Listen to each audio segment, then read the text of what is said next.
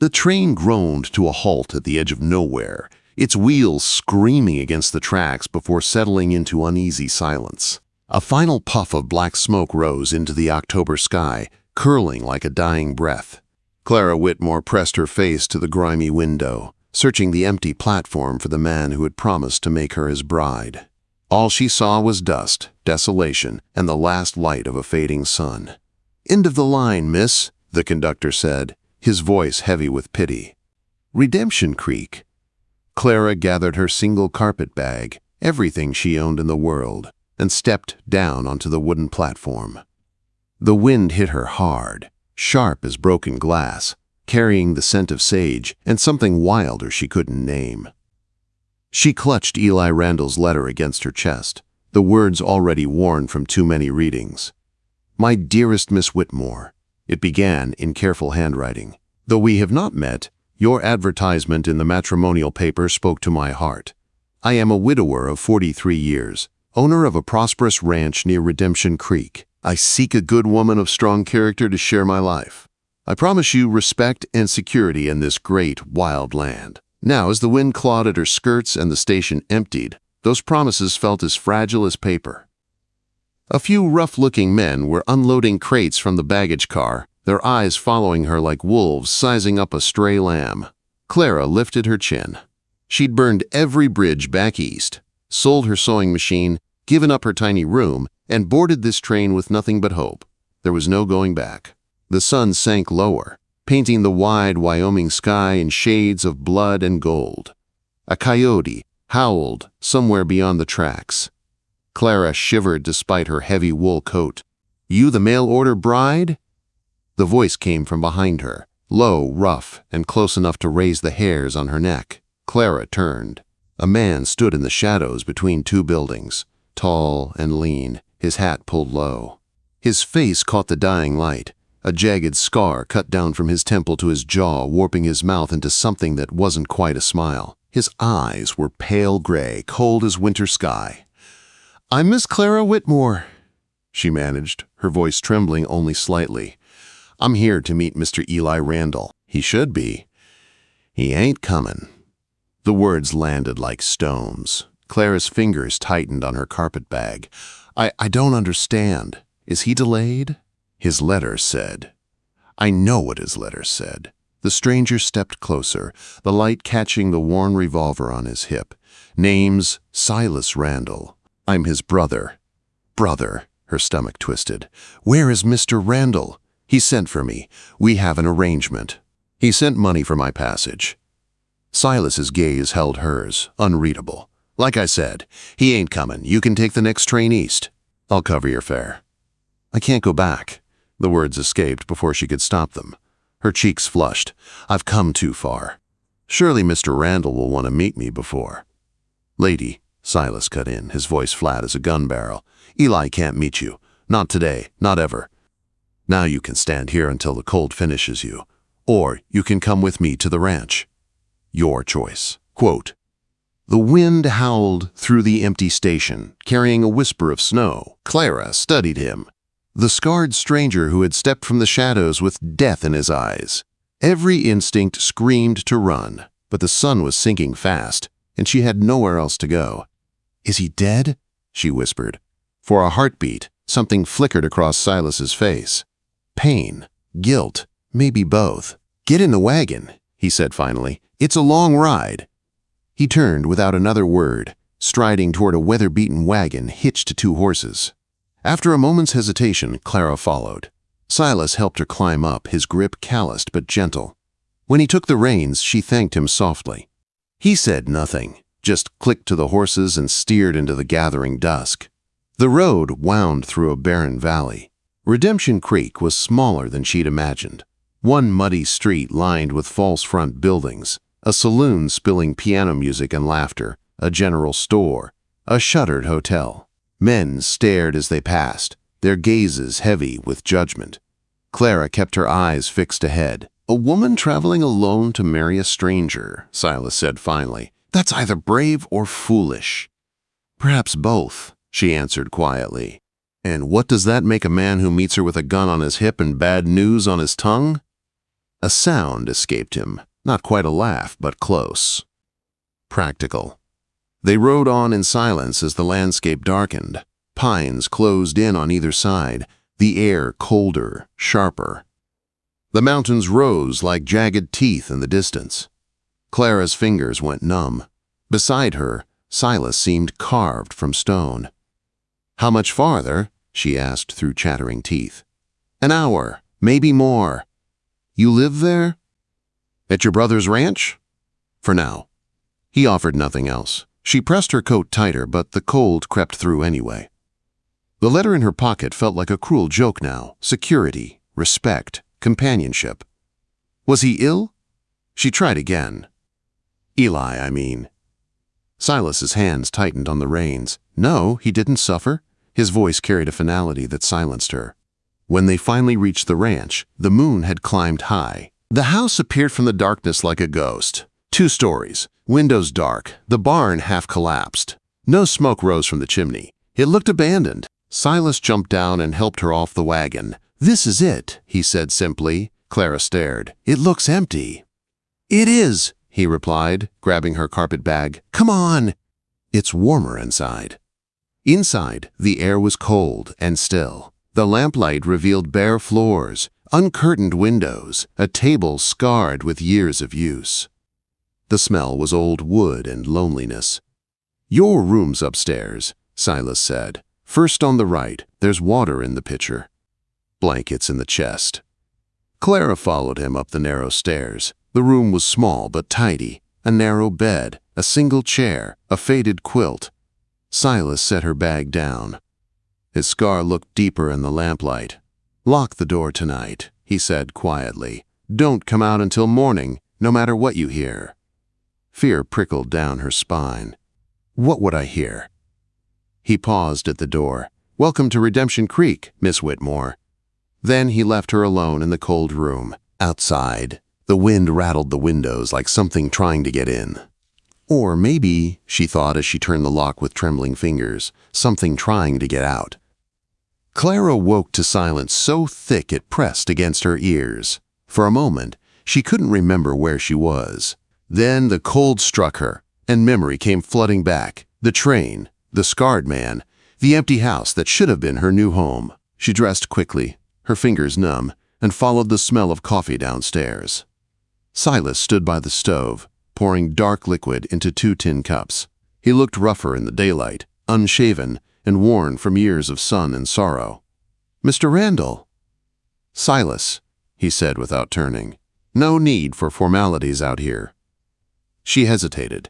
"Very well, Silas. I believe I deserve some explanation. Where is your brother? When will he return?" He faced her then, and in the morning light, the scar looked less cruel but no less haunting. "Eli's not coming back," he said flatly, sliding a cup toward her. "That's all you need to know." Quote. Clara wrapped her hands around the warm metal, though the chill of his words went deeper than the cold. "That's not enough. I've traveled halfway across this country to marry a man who's vanished. I have a right to know what happened." "You have a right to go back where you came from." His tone was hard as granite. "I told you last night I'd pay your fare." "I told you I can't go back." She met his eyes steadily. "There's nothing for me there. Your brother's letter was my last chance at a decent life." Something flickered across his face. Not pity exactly, but recognition. He took a long drink before saying quietly, "Then you're a fool. This is no place for a woman alone." "I'm not alone," she said softly. "I'm here with you." His jaw tightened. "That's not the comfort you think it is." They drank in silence. Through the window, the land stretched wide and empty, fences sagging, corrals half broken, fields gone to winter ruin. Clara saw it then, the loneliness, the neglect, the ghost of what had once been a working ranch. "Was this Eli's dream?" she asked. "Our father's," Silas said after a moment. "Eli inherited it when the old man died 5 years back." "And you?" "I was in prison." The words landed heavy between them. Clara's cup paused halfway to her lips. Silas's smile was sharp and humorless. "Among other places," he added, then turned as the door opened. An elderly man stepped inside. Weathered skin, gray hair, and eyes that softened when they landed on Clara. "Señorita," he said, removing his hat. "I am Miguel. I did not know we had a guest." "Miss Whitmore," Silas said, "Eli's intended. She'll be staying until she comes to her senses." Miguel blinked, hiding surprise behind polite calm. "Sigh, of course. I will make a proper breakfast. You must be hungry from your journey." As Miguel worked, Clara noticed a photograph on the shelf near the window. Two young boys, one dark-haired and serious, one fair and smiling. "You and Eli?" she asked. Silas glanced at the photo. "Long time ago. You were close once?" He didn't answer. Miguel set plates before them. Eggs, bacon, biscuits. The smell made Clara's stomach growl. She ate quickly, too hungry to pretend otherwise. "How long have you worked here, Miguel?" she asked. "Since the boys were small," he said with a gentle smile. "I knew their father." "Then you must have known Eli well. Can you tell me?" "Miguel has work to do," Silas cut in sharply. "Horses need tending." Miguel hesitated, then nodded. At the door, he paused. "It is good to have a woman in the house again, señorita. Perhaps things will be different now." When he left, Clara faced Silas. "You can't keep me in the dark forever. If Eli is dead, I have a right to." "Finish your breakfast," he said, pushing his chair back. "Then I'll show you the ranch. Might as well see what you think you're fighting for." They walked the land as the sun climbed higher. The cold bit at her cheeks, but Clara barely noticed. Silas pointed out the boundaries, the creek, the grazing pastures. The land was wild and beautiful, but it bore the marks of hard years. Fences down, roof shingles missing, a barn in need of repair. "Why did you come back?" she asked finally. "If you and Eli weren't close." Quote, "He asked me to," Silas said simply. "6 months ago, said he needed help." "And you dropped everything to come?" "Didn't have much to drop." They reached a small hill overlooking the valley. 3 wooden crosses stood there, weather-beaten and alone. "Our parents," Silas said quietly, pointing to the older graves, "and Mary, Eli's wife, died in childbirth. Baby, too." Clara's throat tightened. "So that's why he wrote to me. He was lonely." "Maybe." Silas's gaze stayed fixed on the newest grave.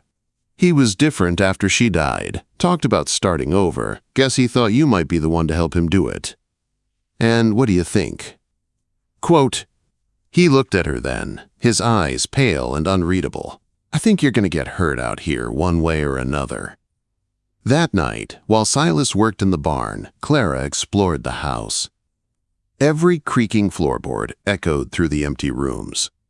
She found Eli's bedroom, his clothes still in the wardrobe, his shaving brush on the washstand, everything waiting for an owner who wasn't coming back. In his study, she discovered a stack of letters, her own tied neatly with string, and a leather journal. Inside, Eli's handwriting filled the first few pages. October 2nd.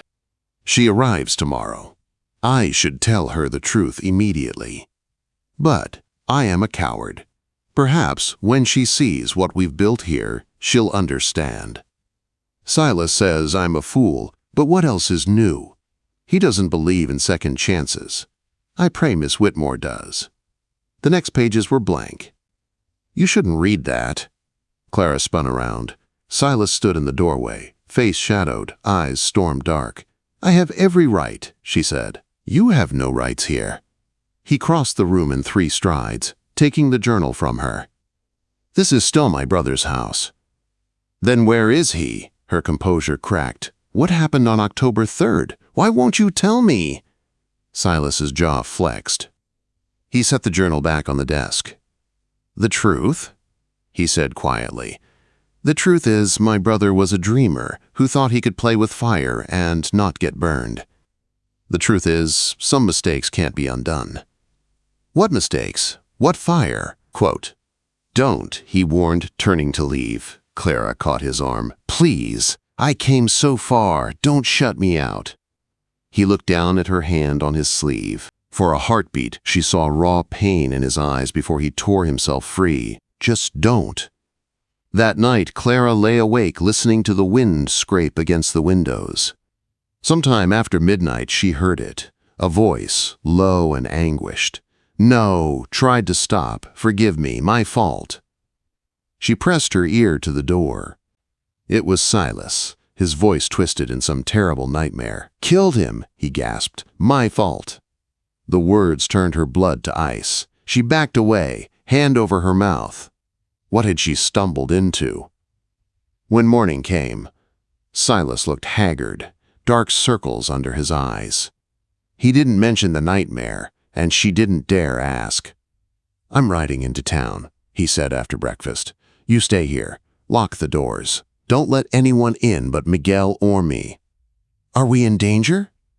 He paused at the door, one hand on his gun belt. "Just do as I say, please." Quote, it was the first time he had used her given name, and that one word, please, carried something that shook her more than any warning.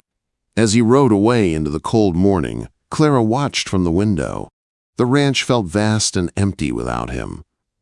Whatever secrets Silas Randall carried, whatever ghosts haunted this house, she was part of it now, caught between truth and fear, between past and something that felt dangerously like hope.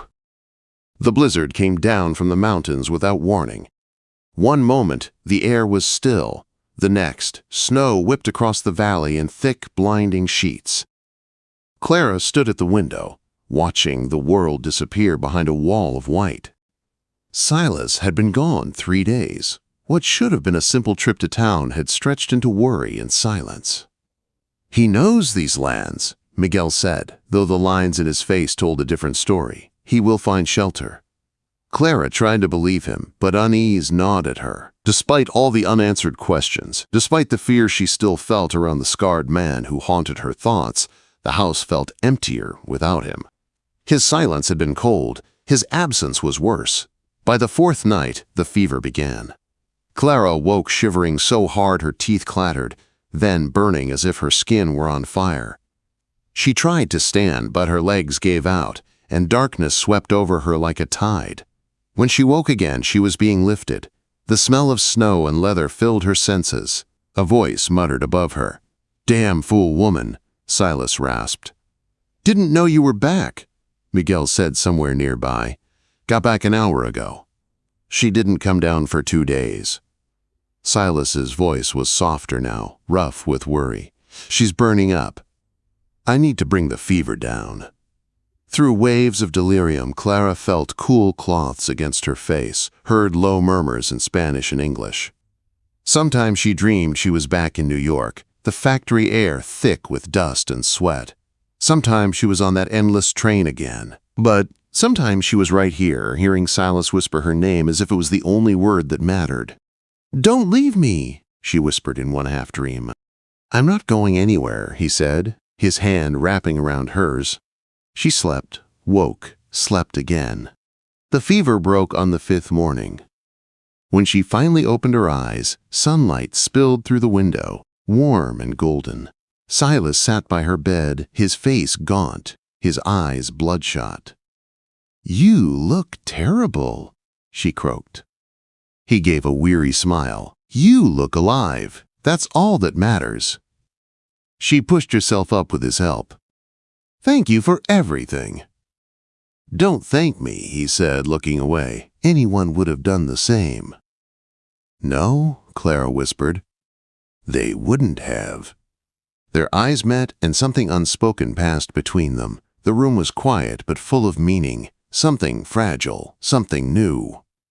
"You should rest," he said quickly. "When you're stronger, I'll take you to town. There's a widow runs a boarding house. You can stay there until the next train east." "I don't want to go east," she said. "You can't stay here." Quote, "Why not?" "Because you were Eli's intended," he said, voice breaking. "Because you deserve better than a broken-down ranch and a killer for company." "You're not a killer." "I killed my brother." "Then tell me," she said, her voice trembling but firm. "Tell me what really happened." Silas hesitated, then sank into the chair beside her. For a long time he said nothing.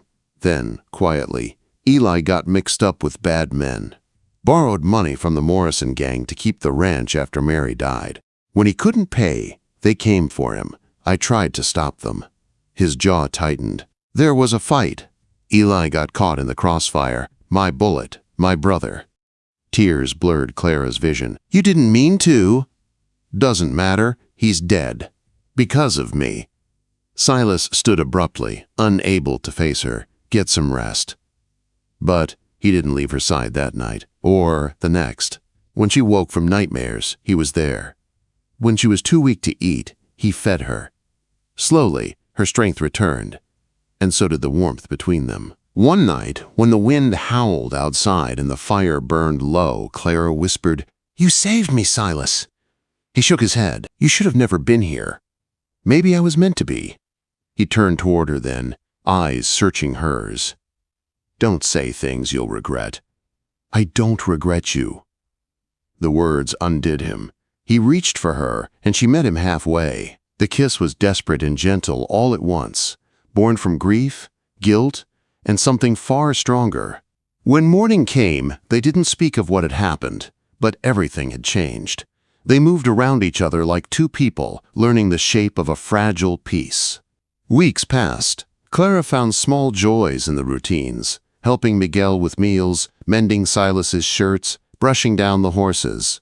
The cold began to thaw, and so did Silas. But the past wasn't done with them. One night, hoofbeats thundered into the yard. Miguel burst through the door. "Riders! 5 of them!" Morrison's men. Silas's face went pale. "Get Clara inside."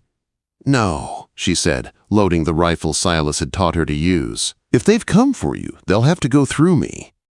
Outside, snow whirled in the moonlight as the riders spread across the yard. Their leader dismounted, a hard-faced man with hate in his eyes. "Silas Randall," he called, "you killed my brother. Time we settled that debt." Silas stepped forward, gun drawn. "Your brother came here to collect blood. He got what he gave." The man sneered. "Maybe. But debts don't die that easy." "Then let's end it." The standoff was as still as death. Clara stood on the porch, rifle steady in her hands. When the outlaw reached for his gun, Silas moved first. 2 shots rang out, one high, one true. The man staggered, then fell. His gang hesitated, then turned and rode into the darkness. Clara dropped the rifle and ran to Silas. He stood trembling, the cold wind tugging at his coat. "It's over," she whispered. "For now," he said. She cupped his face, tears freezing on her cheeks. "No, Silas, it's over. All of it. You've done enough dying for one lifetime." Quote. He drew her into his arms, holding her like she was the only solid thing in the world. That spring, the snow melted from the mountains, and green returned to the valley. The ranch began to live again. Fences mended, horses foaled, grass grew. And in that rebirth, Clara and Silas found theirs. One morning, as the sun rose pink over the peaks, Silas knelt in the dirt yard and held out a simple silver ring. "Clara Whitmore," he said, voice thick with emotion, "I don't have much to offer. Just this land, these hands, and whatever life I've got left. But I'd spend every day proving I deserve you." Clara smiled through tears. "You already have." She took his hand, and together they built something new, out of ashes, out of pain, out of love that refused to die. The mail-order bride had arrived at dusk, stepping off a train into a storm of loss and lies. But she stayed, and in doing so, she found the man waiting in the shadows was the only light she'd ever needed. And in the wild heart of Redemption Creek, beneath endless skies, they began the life neither had dared to dream possible.